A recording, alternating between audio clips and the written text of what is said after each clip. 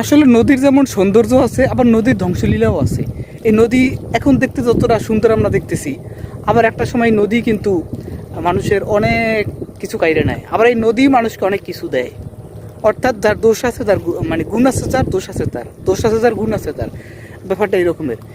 এই যে মানে নদীর যে সৌন্দর্য, এটা আসলে নদীর পাড়ে না আসলে কখনো অনুভব করা যায় না যে এত সুন্দর একটা ভিউ। এটা আসলে শহরে থাকলে আমরা কখনোই এটা পাই না। গ্রামে যখন আসি, এই যে নিস্তব্ধ বাতাস, সেখানে কোনো ধুলোবালি নাই, কোনো ময়লা আবর্জনা নাই, নিরিবিলি নিস্তব্ধ, একদম প্রাকৃতিক খোলামেলা একটা পরিবেশ।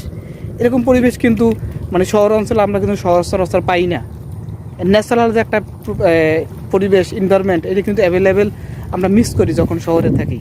গ্রামে আসার পরে কিন্তু এইটা আমরা পাই। আর